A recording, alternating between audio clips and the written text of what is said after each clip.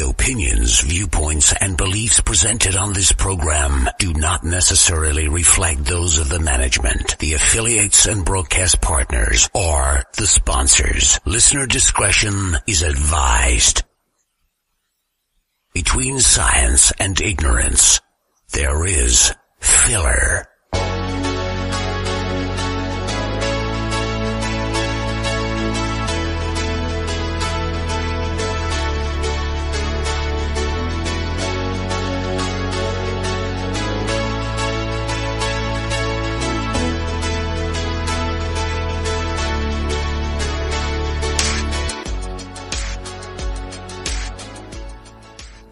And good evening, everyone, and welcome to the February 28th, 2016 episode of Paranormal Filler. I'm your host, Wes Forsyth, and yes, today is my birthday. It's my birthday. I can't sing the song, though, because I might have to pay somebody. My guest tonight is Louisa Oakley Green. She's written a new book, Sightseeing in the Undiscovered Country. This is to accompany her first book, Loitering at the Gates to Eternity, which I actually did get to read. Didn't get to read Sightseeing, but this will be a journey of discovery for all of us.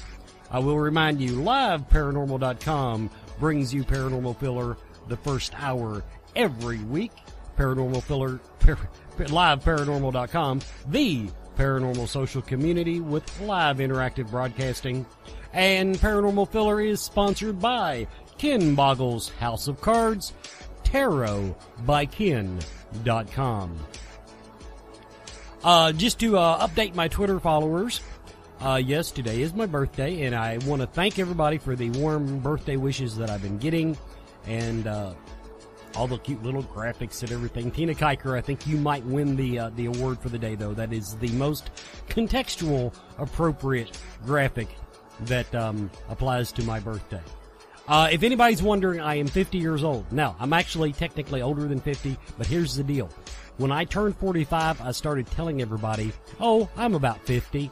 So I get 5 years after 50 years old to keep saying I'm 50 because I've been saying I was 50 since I was 45. So there. And another update for the Twitter followers and people that follow my wife on Facebook. Yes, we do in fact have a cow, a baby cow, in our kitchen. We are nursing a calf back to health. It got off to a rough start in life. It's less than a week old, but it took the bellyache and got the scours, as we say here on the farm. And we've had to nurse her back to health. She's still kind of touch and go, but every day she's getting a little better, a little stronger. So yes, I'm hoping to get the cow out of my kitchen very, very soon. The weather here in Kentucky has just been incredible. I had a great weekend. It was a beautiful day for my birthday. And thank you for listening.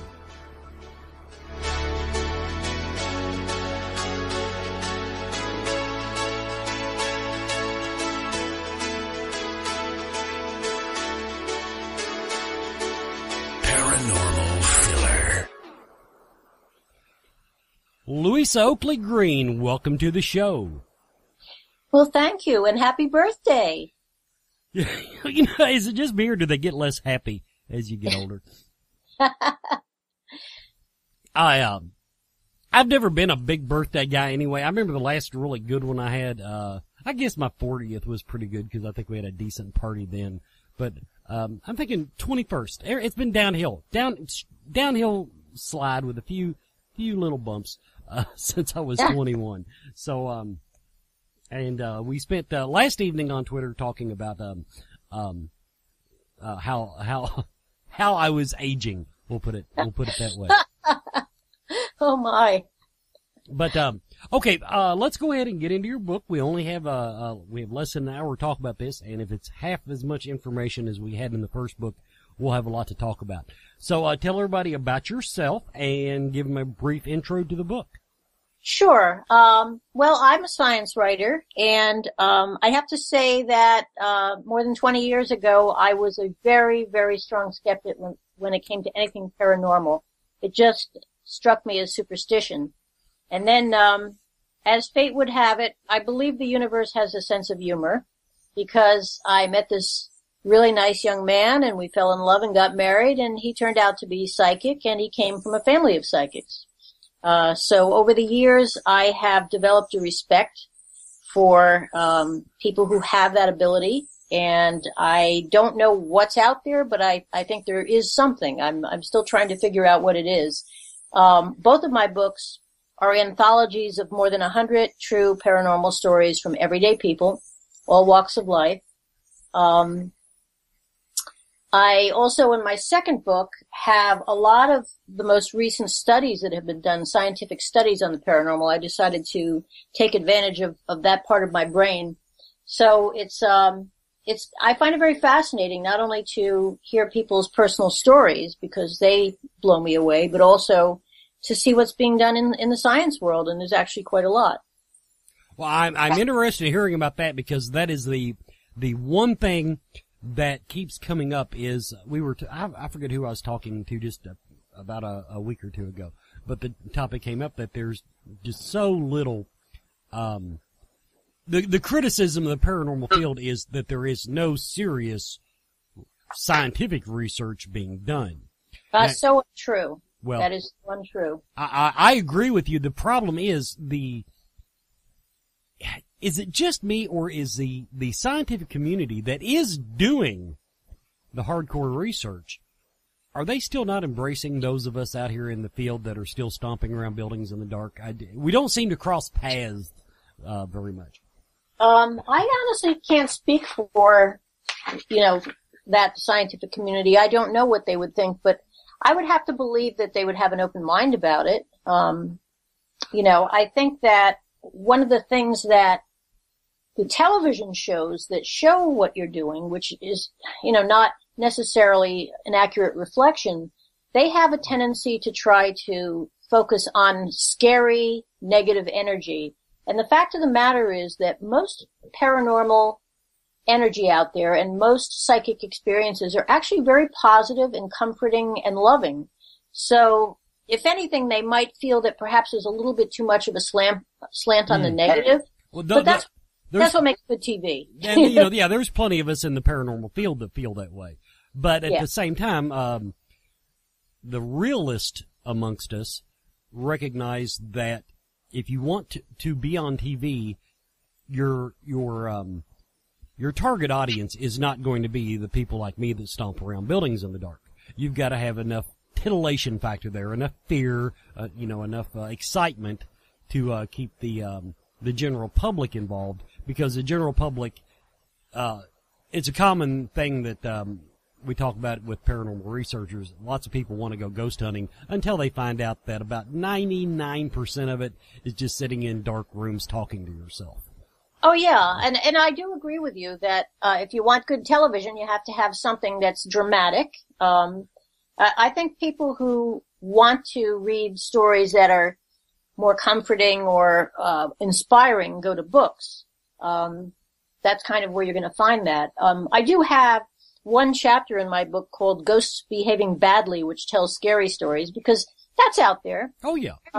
But most of the book is actually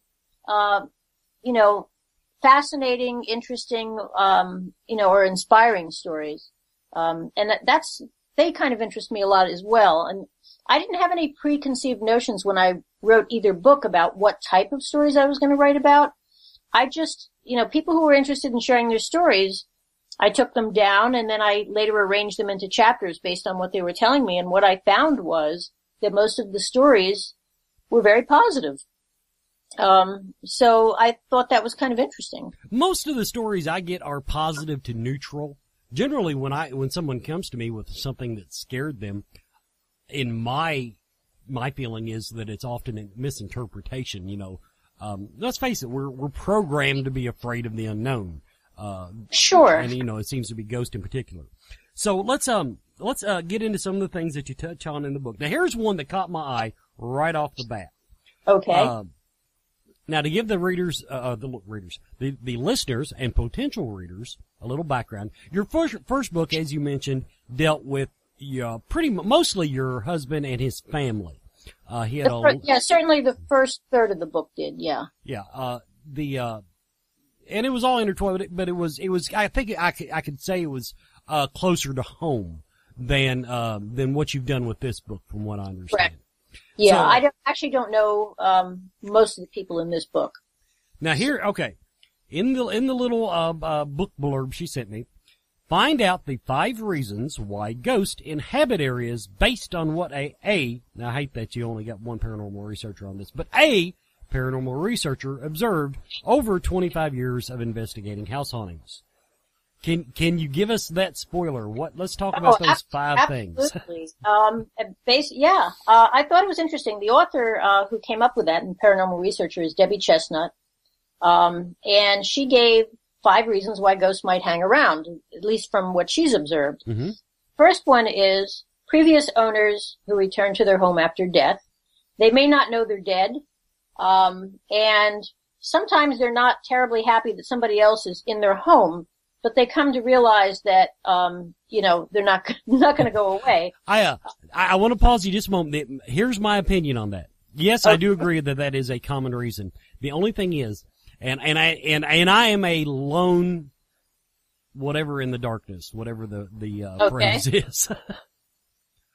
I have a lot of psychics and mediums tell me this, but I have encountered in my own psychic experience very few ghosts that don't know they're dead. Most of them are either, now I'm not saying they're not in denial, just like I'm not an alcoholic, but most of them are just really being dicks about the entire thing, Well, and that's, that as well, but that they're the previous owners because they're still following their usual routines. These are the ones where you hear the footsteps, the doors opening and closing, water left running, channels changing themselves on the television.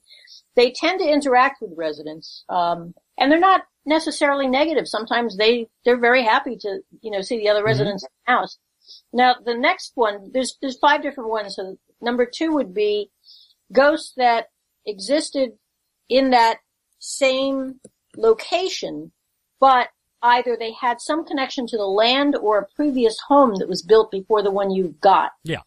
Now, if there's a previous home that was there, these are the ghosts that never interact with residents, because what you'll see is they're walking through walls, they're working up staircases that aren't there, and the reason for that is that that's where the doors were in their old home. That's where the staircases were in their old home. They're still in that reality. See, okay, now, I love the way you worded that. We're on the same page here.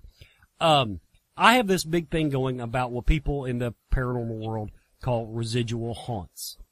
Okay. That a lot of people, when they would experience what you just described, they would think that is just a recording in time. That is just, it has no mind, it's just brainlessly doing its thing. It's more of an environmental factor. And my idea on it, so I need to look up this person that you get this information from and talk to them. But my feelings on it go more towards they're experiencing their own reality. Even though we're observing it from our reality, there are ways to get them to interact with us. But usually they actually are harmless because they're so in their own reality. Exactly.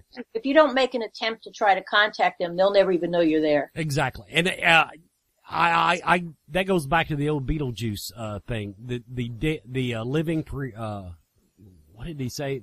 The living prefer not to see the dead, and I think it goes both ways. Oh, absolutely. Okay, we're going to take a quick commercial break, then we'll come back with the other 3 reasons. You're listening to Paranormal Filler. TarotByKen.com. Unlike other tarot readers, Ken reads multiple spreads during each session to provide you with clear, concise answers and guidance. Don't take my word for it, I'm just a voice on the radio. From Kelly, one reading with Ken completely changed things around for me. Jennifer, I feel so rejuvenated about my life. Melissa, it has changed my life. Visit TarotByKen.com to arrange your own tarot date, or you can call or text Ken at 859-229-4833. And welcome back to Paranormal Filler. Okay, excuse number 3 to be a ghost. All right. Construction. When somebody's renovating a home, that can kind of catch the attention of a ghost, and they often have one of two reactions. One reaction is that they're very happy that you're keeping the house up so that it doesn't collapse or, get knocked down. But another reaction is that they don't understand why you're changing their house. They liked it just the way it was. And those type of ghosts are the ones that tend to hide or move tools and building supplies and knock over ladders and basically try to frighten construction crews to get rid of them. But these ghosts generally disappear over time after the renovation is done. The only thing is on that one, I hate to classify that as a reason. Well, I guess it is really a reason for a haunting. Sure. But to me, those ghosts were there anyway. They're just keeping to themselves. They're not interacting with our plane of existence. Right, but that's the reason why you kind of stirred the pot. Yeah. You give them an excuse to rattle the dishes, you might say. Okay. Absolutely. Next okay, one. the next two were a bit of a surprise for me. The fourth one is haunted objects. And for your listeners who like to go to flea markets and garage sales and antique stores and buy wonderful old items, jewelry, toys, furniture, clothing, anything. And then they bring it home, and in that particular room, they notice weird things going on. It's quite possible that it's the object that may be haunted. It's brought something along with it. And the only way to get rid of the haunting is to get rid of the object. It's not the only way.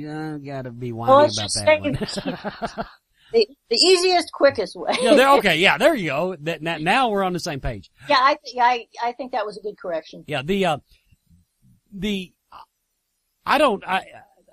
easiest way to wrap my head around it is, once again, anything in the paranormal world, I try to compare it to the real world, and everybody knows somebody that likes their stuff. And any of that stuff that they can track down after they are deceased, then it would just make sense to me that they would have a strong attachment, if you will, to that. So yeah, that is a pretty well widely accepted reason for the ghost showing up in your living room. Okay? Yeah. And then the fifth one, and I hadn't seen this anywhere before, so I thought it was interesting. Ghost magnets. It's rare, but people can be haunted. If somebody moves several times to get away from paranormal activity, only to find out that the new home is just as active, it could be that person who's haunted, not the house. And those type of people have to learn how to set boundaries. This is when you can contact me, this is when you have to stay away.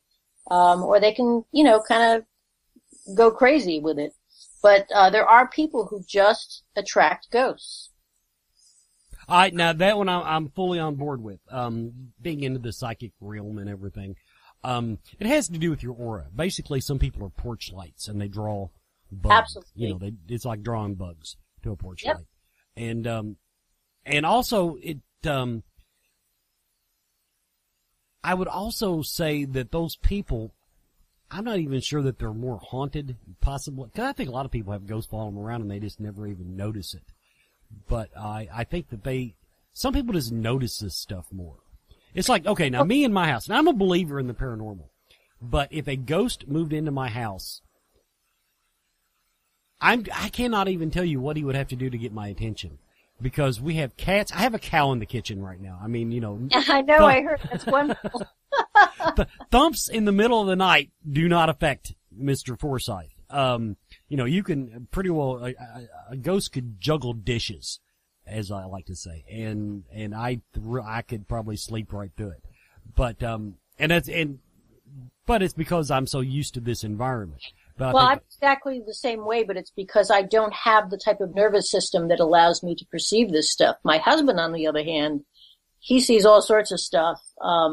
Some of it very positive, some of it not. And I can be right next to him and I perceive nothing. So, that's a pretty good list that this person came up with.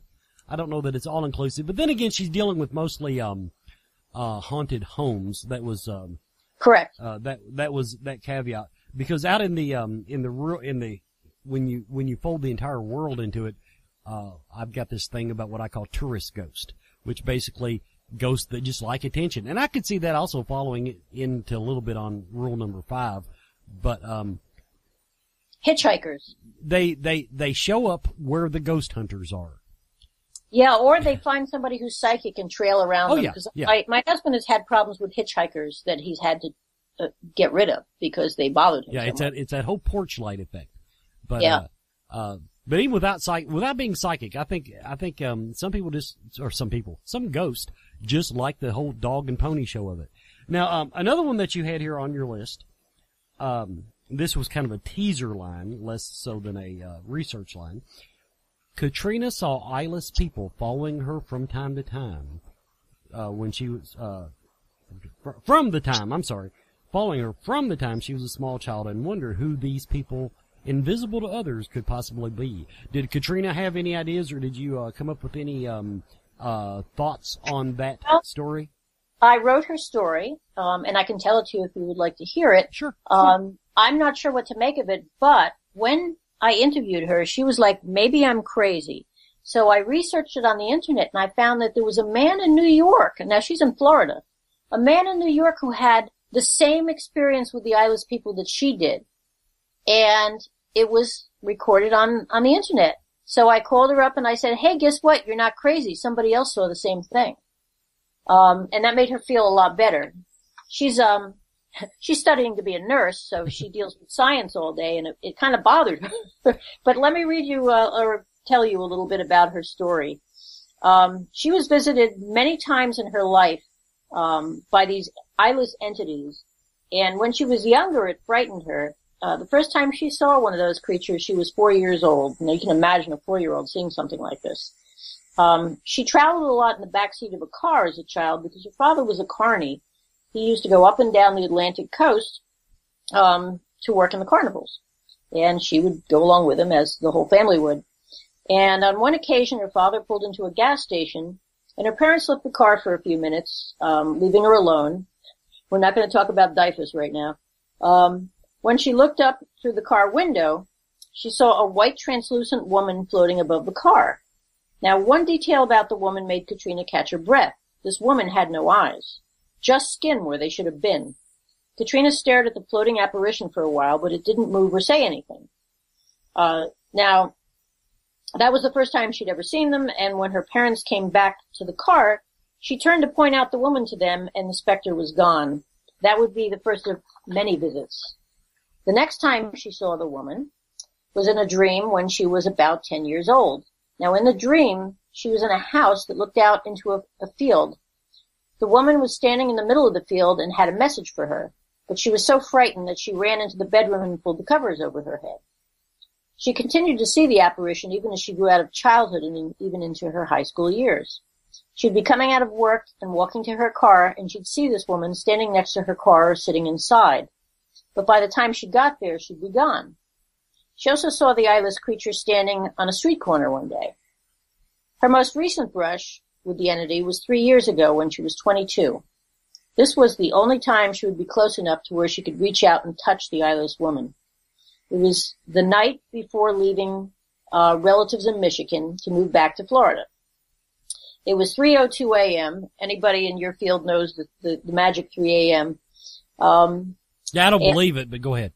Okay, that's fine. But it's funny because a lot of the people who've told me stories without knowing each other had things happening at around 3 a.m. She woke up because she felt a weight on the corner of her air mattress, and the eyeless woman was just sitting there. She ignored her, hoping she'd go away because she was frightened. And that was despite the fact that this entity was never negative or threatening, but she just didn't feel comfortable around her. Eventually, a couple minutes later, she got up and left the room. Katrina got married shortly after that, and since she's been married, she's not been visited by the eyeless woman again.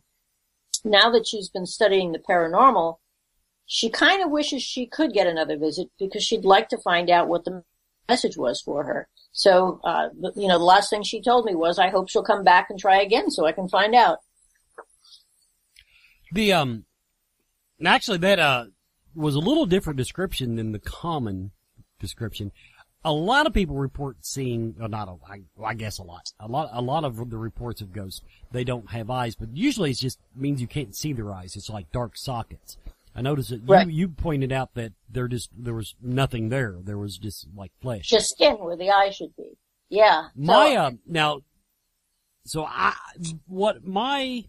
feelings on it, I'm not entirely sure would apply to that particular type of apparition. Cause I've heard of it before, but I guess you could say it kind of fell out of the little box that is my mind. But, I tend to believe, now a lot of people automatically say, oh, if it doesn't have eyes, it's evil. My own belief structure, from what I've experienced in talking to people, is that when you encounter a ghost that does not have eyes, they are not presenting themselves to you in their true form, be that evil or not. Generally just one ghost impersonating someone else. The reason is, now this is a cliche, but everybody says the eyes are the window to the soul. And you can impersonate a person's body, their face, but they cannot impersonate their soul. So that's kind of, that's my feelings on that. So in other words, I'm neutral about whether it's good, bad, ugly, whatever.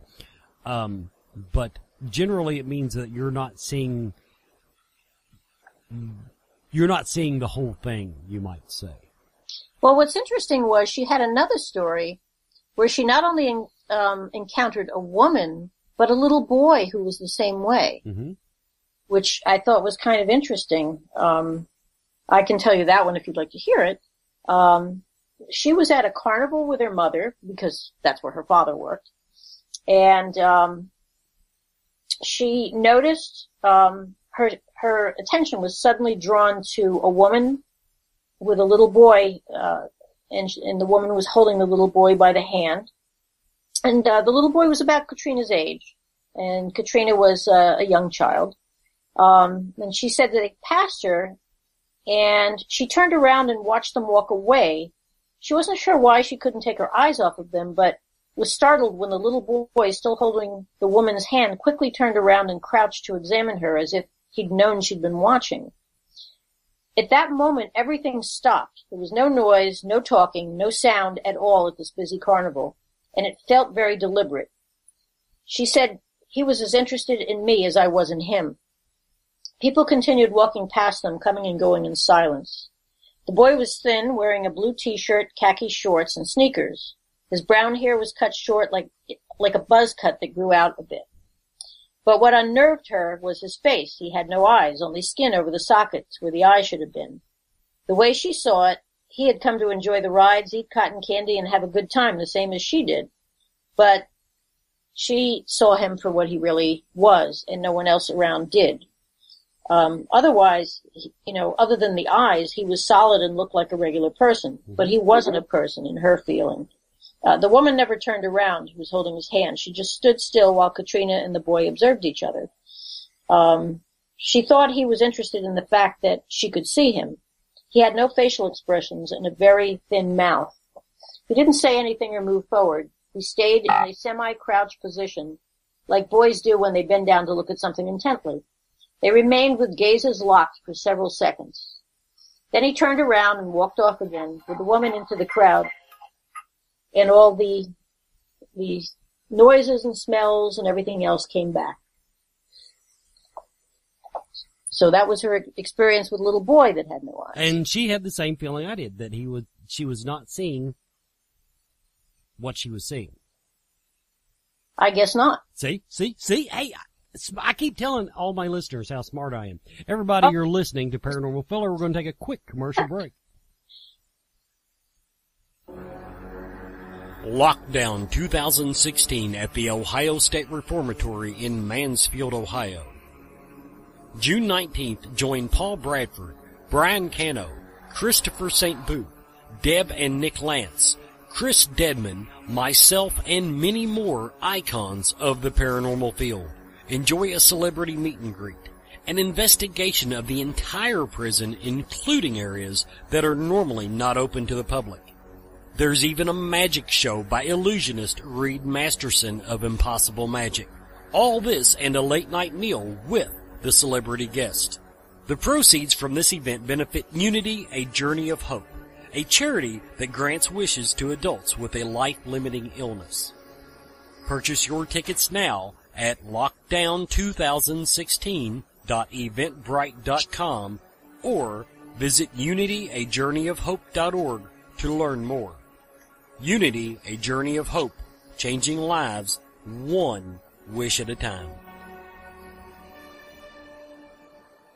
And we're back with Paranormal Filler. My guest is Louisa Oakley Green, and we're talking about sightseeing in the undiscovered country. Okay, now let's spend this this next segment. Let's go to the science part of it.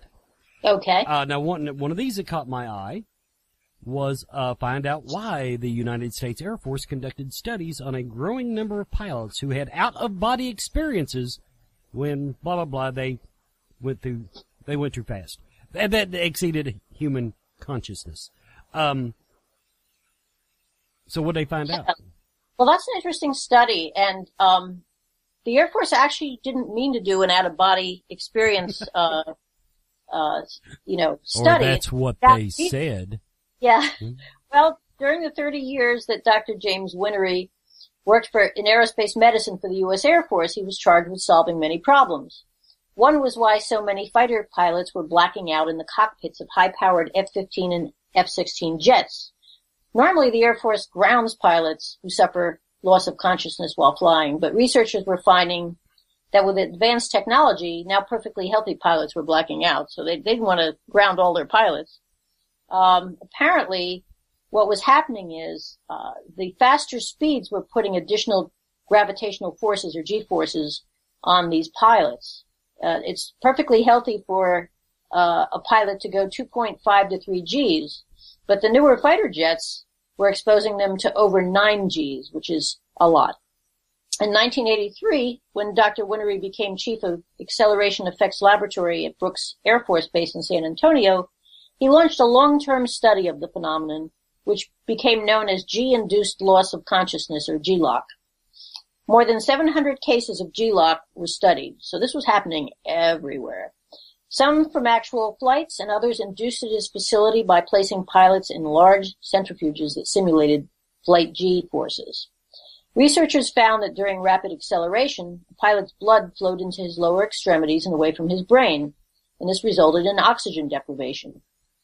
This led to a brief period of unconsciousness that lasted on average 12 seconds, followed by another 12 seconds of disorientation. When pilots were asked to describe what they experienced during these blackouts, a pattern emerged, and this is what I found interesting. First, they experienced tunnel vision. So that tunnel, that famous tunnel, that out-of-body, that people who have near-death experiences, that's what they saw. Mm-hmm. While they were unconscious, they had many short, vivid dreams or dreamlets, often about past experiences or family and friends. Again, very much like someone who has a near-death experience. A significant number of pilots reported having out-of-body experiences described as the sensation of floating above their planes and looking down at their bodies. You can imagine how safe that is. Sometimes these experiences were accompanied by feelings of euphoria and warmth. So even though they're out of their body, they're looking down at themselves flying, they're feeling okay, mm-hmm. which is very strange. Again, people with near-death experiences also experience that. And some said they saw a bright light. So I thought that was kind of an interesting study, of over 700 pilots. Mm-hmm. Now, from the psychic field, I want to tie one thing into it. I would think it would apply.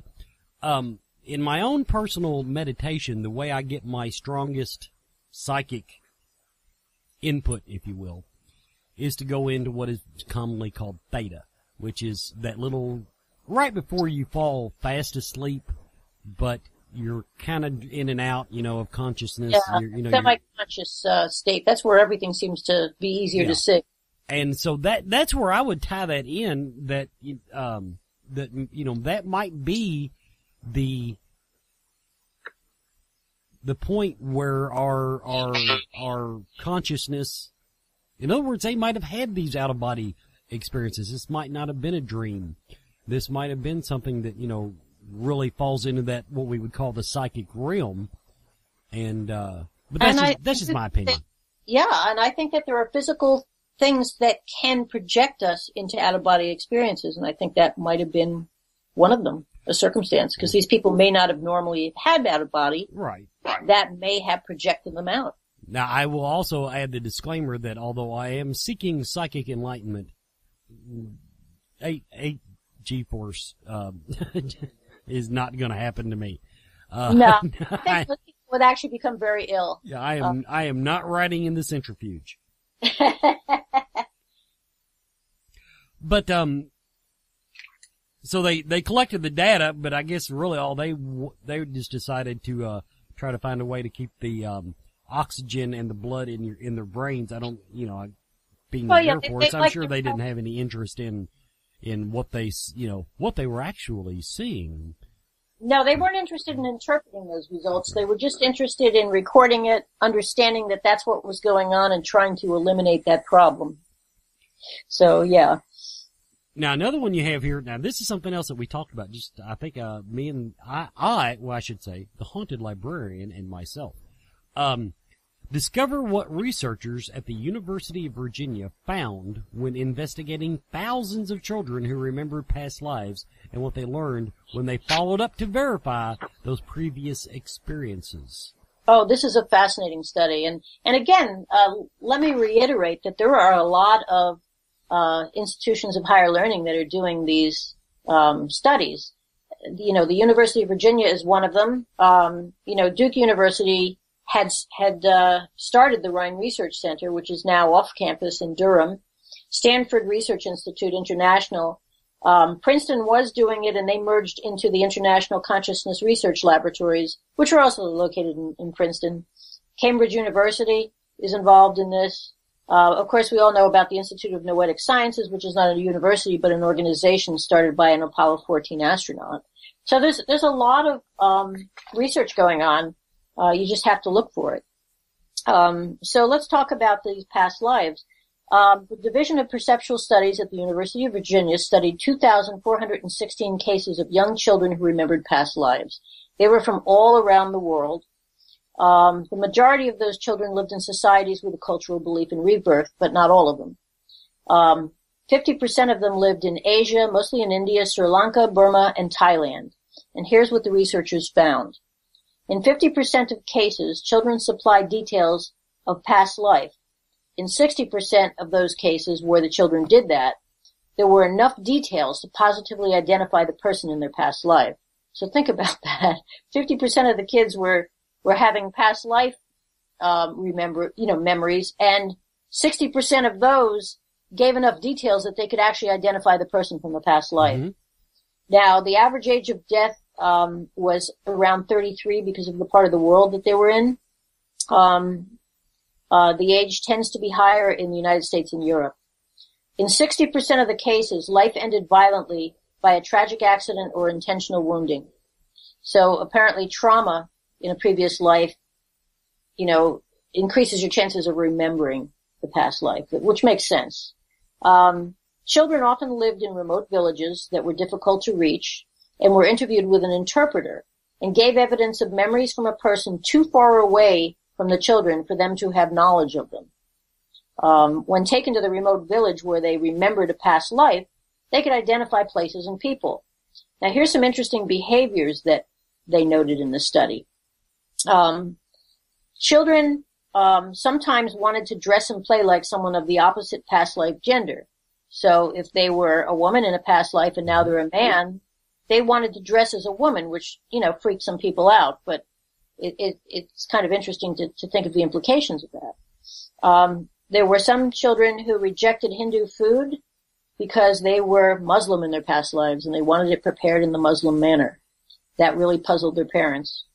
Many of them harbored fears related to a previous death. For instance, if they drowned, they were very much afraid of water. They also possessed unusual skills that they were never taught, such as playing a musical instrument. So when they walked to this village, or they were taken to this village where they had their past life, they could pick up the instrument that their past life person played, and they can play it. And they had never seen the instrument before. They had never been taught to play it. They also had the ability to converse in another language. And we've certainly seen studies of that in the U.S. as well.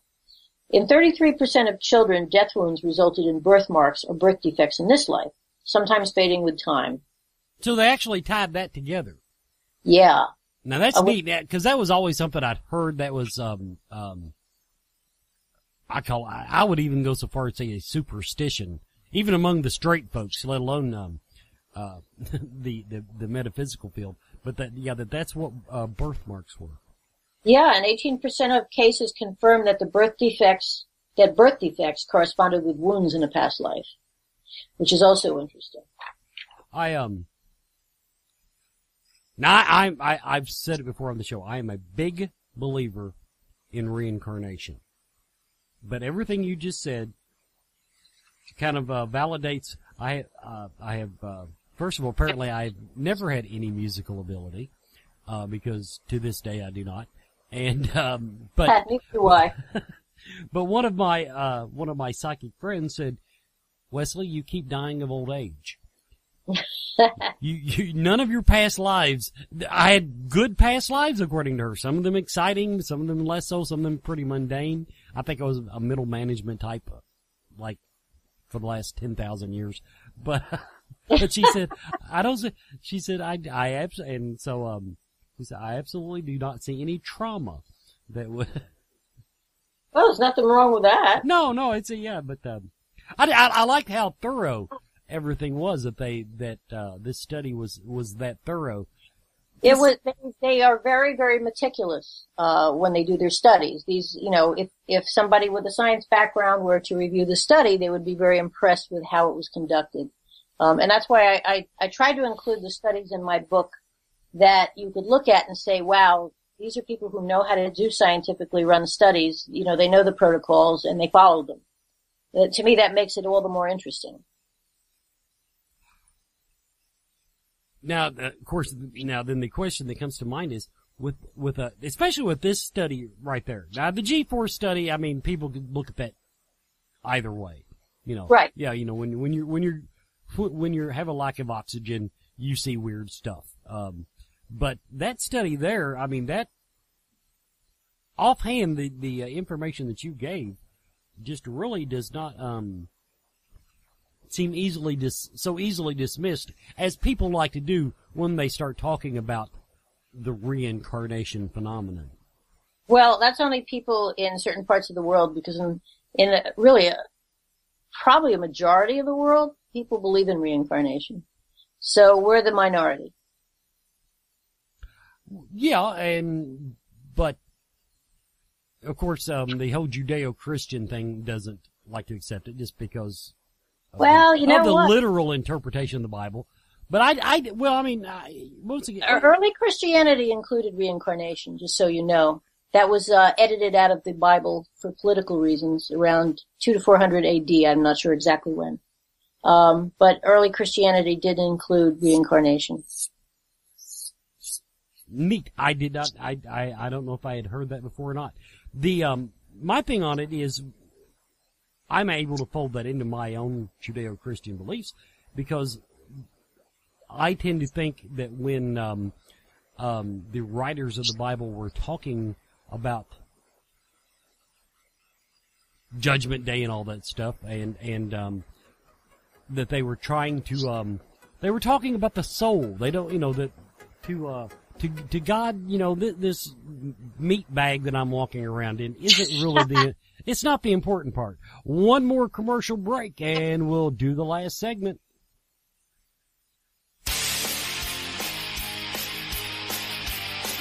Every Friday night, Scarefest Radio. Dude, run! Join us every week as your hosts go behind the scenes of America's premier horror and paranormal convention, the Scarefest. Here's Johnny! You will be hearing from celebrities, speakers, artists, entertainers, and some of the most unique vendors anywhere. I am your father. Every week we will be giving away a 3-day pass to a lucky listener.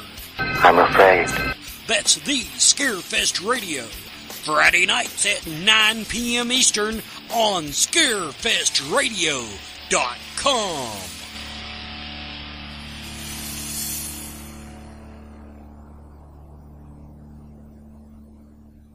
And welcome back to the last few moments of Paranormal Filler. I want to cover one more thing that I saw on the science side of this argument, and I want to see if you can put it in layman's terms for me very well. But it's something that I've always been interested in, but I've heard so much contradictory information on it. But you have on here about university and medical studies have established a convincing case that consciousness may reside outside of the body. Yes, and that is something we've talked about on the show several times. I don't want to see how their explanation goes. Sure, and this harkens back to the University of Virginia again, and they studied a range of human experiences that they think suggest consciousness may reside outside of the brain. And so I'm going to tell you there are 4 lines of evidence. First is deathbed lucidity, and this has been reported in medical journals for 250 years. In the hours before death, patients who previously had little or no mental functioning due to severe neurologic or psychiatric disorders, it could be tumors, strokes, dementia, show a return to mental clarity. One study in the United Kingdom found that 70% of patients with dementia became completely lucid in the hours before death. Researchers suggested that while a damaged brain may keep a person from thinking as it dies, consciousness may not be tethered to expressing itself through the brain anymore. Second, consciousness without a brain. High intelligence has been noted in people with very little brain tissue. An example would be a woman who was an honor student, and she was in an auto accident. She was okay, but they did a brain scan for insurance reasons. And what they found, to their great surprise, was that she had virtually no brain at all, only a brain stem. According to modern medicine, someone with only a brain stem should not be able to form any thought at all. This is an honor student. Mm-hmm. And she's certainly not a unique case. There have been other cases of this. Third reason, near-death experiences. In people pronounced clinically dead and then resuscitated, which is what an NDE is, memories of what they experienced during that period not only include what happened around them, but sometimes things that happened miles away. Now, how could that possibly be? Well, perhaps their consciousness was outside of their body. Mm-hmm. And finally, what we had just talked about, past life memories. The researchers who studied the 2,000 plus children, who generally spontaneously started talking about their past lives between the ages of 2 and 5 years old, and the memories faded by the time they were between the ages of 6 and 9 years old. So that, the fact that people would remember a previous existence also implies that consciousness does not necessarily spring from the brain, but the brain just is kind of like a transmitter, like a cell phone transmitter for somebody's voice. That is a very adept description of the way I believe that it works. I believe that our soul, our consciousness is tethered. It exists in another realm, if you will. Absolutely. And it's tethered to our body in one way or another. But things like you just described will bring that consciousness into this realm where it actually experiences this despite the body. So yeah, I completely agree. Yeah. And that the book sounds fascinating. That's all I've got to say. And the thing, and I picked, this is just a handful of the topics from the book that she did. I'm sure she didn't send me everything in the book here. So I'm looking forward to getting to read it. And so let's go ahead and get the plugs in here at the end of the show. First of all, your website. My website is www.psychicbystander.com. And I will point out, people, you can find out a little bit more about the books there. And also, she has links to purchase them on Amazon.com. But if you want to go direct, it is Sightseeing in the Undiscovered Country, Tales Retold by Psychic Bystander. But Sightseeing in the Undiscovered Country. And And I can tell you from reading her first book, this woman does her research. She has footnotes. That is one thing we lack in the paranormal community. Is footnotes. That comes from my science writing. I couldn't leave it behind. And do you have any book signings or appearances that you want to plug before I let you go? I have an appearance in Lyndhurst, New Jersey. I don't know how many of your viewers are in New Jersey. And that's going to be on March 12th at Mystical World in Lyndhurst.